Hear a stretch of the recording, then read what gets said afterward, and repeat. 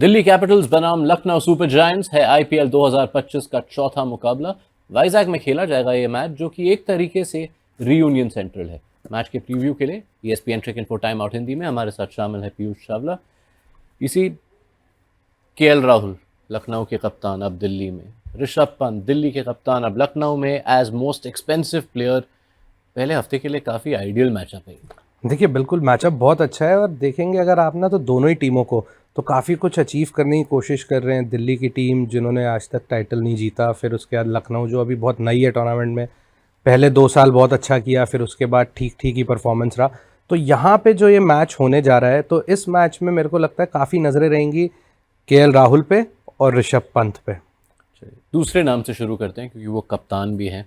तो ऋषभ पंत एक ऐसे टीम में जा रहे हैं जहाँ के ओनर स्ट्रिक्ट मिजाज के हैं।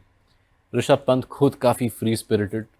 ये मिश्रण कैसे बैठेगी, ये बहुत ज़रूरी लखनऊ के लिए। देखिए ये टूर्नामेंट किस तरीके से शुरू होता है, पहले 4-5 मुकाबलों के बाद पता चलेगा कि ये मिश्रण कैसा बैठता है क्योंकि आपको अच्छा करना पड़ेगा, मैच जीतने पड़ेंगे, तब वो मिश्रण ठीक लगेगा। लेकिन अगर उस नहीं हुआ ऐसा तो फिर थोड़ी चीज़ें वहाँ पे कुछ अलग नज़र आ सकती हैं, क्योंकि ऋषभ पंत हालांकि मोस्ट एक्सपेंसिव प्लेयर हैं, लेकिन पिछले कुछ समय में देखें तो वाइट बॉल में परफॉर्मेंस इतना रहा नहीं है, तो वो उतने रन आए नहीं है, दबाव होगा। और लखनऊ का अभी तो फ़िलहाल वाइजैक में मैच है, लेकिन लखनऊ का ग्राउंड थोड़ा अलग है, वहाँ ज़्यादा मैच वहाँ खेलने हैं।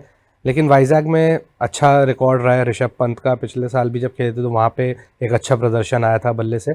तो मेरे को लगता है कि बहुत कुछ निर्भर करेगा किस तरीके से टूर्नामेंट शुरू होता है। ये और लखनऊ के इर्द गिर्द एक ब्रांड ऑफ क्रिकेट को लेकर जो चर्चा है वो चलती रही है। इट्स फॉलोड देम तीनों साल। पहले 2 साल वो प्लेऑफ्स में गए थे, लोग भूल जाते हैं 1 साल के बाद, लेकिन काफ़ी कंफ्यूज्ड रहे हैं कि क्या आइडेंटिटी है इस टीम की। वो भी पंत के लिए एक चैलेंज। देखिए चैलेंज तो रहने वाला है, और जिस तरीके से हमने टीम देखी है, वहाँ टीम बनी है, तो बहुत कुछ निर्भर करेगा बल्लेबाजी के ऊपर, क्योंकि गेंदबाजी में उतनी गहराई है नहीं।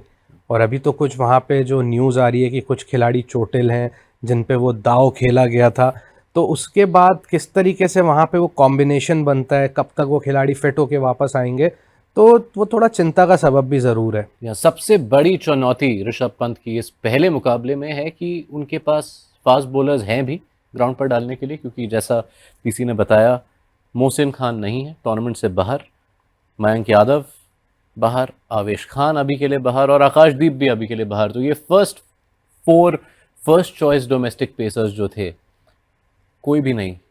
देखिए सोच अच्छी थी जब टीम बनाई गई थी कि वो इंडियन फास्ट बॉलरों के ऊपर दाव खेला था, लेकिन वो इंजरी, हमें पता है मोहसिन के साथ इंजरी का बहुत ज़्यादा इश्यूज चलते रहते हैं, फिर मयंक भी काफ़ी इंजरी प्रोन है, तो आपको ऐसे में फिर बैकअप लेके चलना पड़ता है। आवेश खान हालांकि अच्छे गेंदबाज हैं, लेकिन अगर इन सब में देखें तो सबसे ज़्यादा अनुभवी फास्ट बॉलर वो थे, और उनके पास इतना अनुभव नहीं है कि वो एक किसी अटैक के लीडर बन सकें। तो और अभी वो भी फिट नहीं है। फिर आकाशदीप जिन्होंने भारत के लिए अच्छा किया था, अब वो नहीं है, तो बहुत सारी यहाँ पे चिंताएं हैं कि कौन खेलेगा। फिर आपको एक ओवरसीज़ फास्ट बॉलर की तरफ जाना पड़ेगा, तो आपको जो बैटिंग में जो आपकी गहराई थी, जो आप सोच के आए थे कि हम अच्छे ओवरसीज़ बैटर्स लिए हैं जिनसे हम वहाँ पे बड़े स्कोर की उम्मीद करेंगे, तो वहाँ पे किसी ना एक की वहाँ पे कुर्बानी देनी पड़ेगी। तो बहुत सारे क्वेश्चन मार्क्स हैं पहले ही मुकाबले में, तो वो बहुत अच्छे संकेत हैं नहीं। उनमें से कुछ क्वेश्चन मैं आपसे ही पूछ लेता हूँ क्योंकि अब जैसा पीयूष ने बताया, अब शमार जोसेफ के रूप में एक ओवरसीज स्पॉट तो यूज़ करना ही होगा लखनऊ को। तो मार्श, माकरम, पूरन, मिलर जो उनका आइडियल ओवरसीज बैटिंग कॉम्बिनेशन था और वो चारों को खिला सकते थे, अब किसी एक को बाहर बैठना पड़ेगा। आपकी राय में कौन? देखिए मेरे को लगता है कि मिचेल मार्श की यहाँ जगह अब शायद ना बने, क्योंकि वो पूरी तरीके से फिट नहीं है, तो हो सकता है वो गेंदबाजी में वो कंट्रीब्यूट ना कर पाए। माकरम इसलिए कि अच्छी फॉर्म से गुजर रहे हैं, चैंपियंस ट्रॉफी में अच्छा प्रदर्शन किया था, और अगर कभी ज़रूरत पड़ी तो वो आपको 1 या 2 ओवर दे सकते हैं। हालांकि हमें लगता है यार 1 या 2 ओवर की बात है, लेकिन वो 1 या 2 ओवर बहुत महत्वपूर्ण हो जाते हैं कभी कभी, खासतौर से जब इतने कम बॉलिंग विकल्प रह गए हैं आपके पास। दूसरा सवाल शार्दुल ठाकुर, जो कि अब बतौर रिप्लेसमेंट आ चुके हैं लखनऊ के इस खेमे में। ऑक्शन में किसी ने उन पर बोली नहीं लगाई थी। Comes with a point to prove. Well देखिए, you can say that point to prove, उसने पहले किया है, अच्छा किया है, लेकिन टीमों को लगा था कि भाई वो धार नहीं नज़र आ रही, लेकिन अभी उनके लिए ये अच्छा मौका है कि वो टीम में आए एज अ रिप्लेसमेंट, और अभी भी मौका है कि अब खेलने को भी मिलेगा क्योंकि बहुत सारे गेंदबाज इंजर्ड हैं। तो अच्छा प्रदर्शन करेंगे तो उनके लिए बेहतर हो जाएगा आने वाले सालों में। चलिए अब रुख फरमाते हैं दिल्ली कैपिटल्स की ओर। उनके पास भी है एक नए कप्तान अक्षर पटेल। कुछ सालों से वो दिल्ली के सबसे महत्वपूर्ण खिलाड़ियों में से रहे हैं। बतौर कप्तान आपकी राय में आप कैसे देखते हैं अक्षर पटेल को इन दिस रोल? देखिए, कप्तान एक ना बहुत रिलैक्स, थोड़ा काम होना चाहिए। वो सारी खूबियाँ अक्षर पटेल में हैं, क्योंकि मैं गुजरात में उनके साथ खेला, वहाँ भी उन्होंने लीड किया, तो मैंने देखा है कि वो किस तरीके से चीज़ों को हैंडल करते हैं ग्राउंड पे। तो वो खूबियाँ हैं उनके अंदर, और भारतीय टीम के भी नियुक्त किए गए थे वो उप कप्तान, तो उनके पास वो अनुभव है। और सबसे अच्छी चीज़, आप कप्तान उसे बनाते हैं जो आपको पता है कि ये खिलाड़ी मेरे सारे मैच खेलेगा, और अक्षर पटेल उनमें से एक है।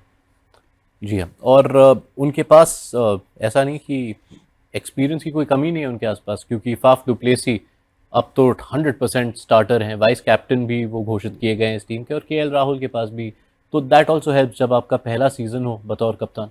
बिल्कुल, देखिए अनुभव होना बहुत ज़रूरी है, और इतने अनुभवी खिलाड़ी फाफ डुप्लेसी जो कप्तान रहे अलग फ्रेंचाइज में, इतने साल से आईपीएल खेल रहे हैं, केएल राहुल कप्तान इतने साल से, मंजे हुए खिलाड़ी, और बतौर बल्लेबाज उनका फॉर्म बहुत अच्छा है। हम चैंपियंस ट्रॉफी में देखें या जितनी क्रिकेट खेली है उन्होंने, वो बहुत क्रूशियल नॉक्स खेली हैं, तो उससे आत्मविश्वास बढ़ता है। जब आप लीग में आते हैं तो आपको पता है कि मेरे पीछे रन लगे हुए हैं, तो मैं खुल के खेल सकता हूँ, और अभी वो कप्तानी वाली बात नहीं होगी। और जब ऑक्शन हुआ था तो उसके बाद उन्होंने कहा था कि मैं खुल के खेलना पसंद करूंगा।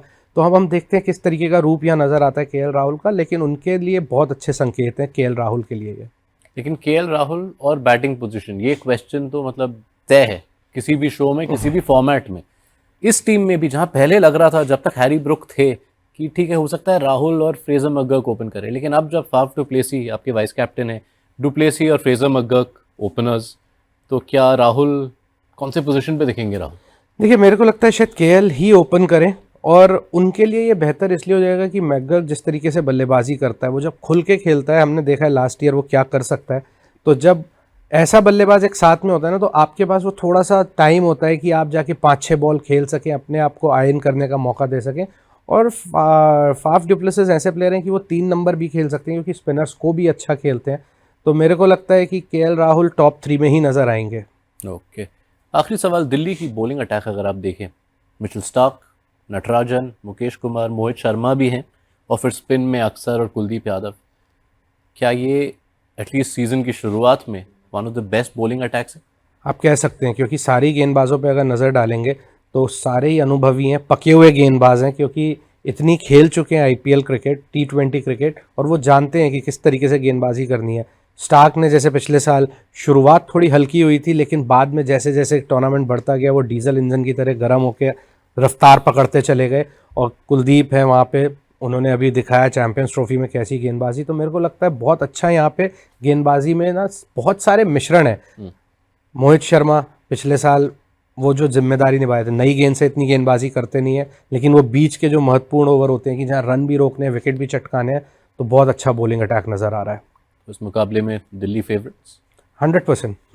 मतलब देखिए, टी20 है, हो कुछ भी सकता है, लेकिन Delhi goes in as a favourite.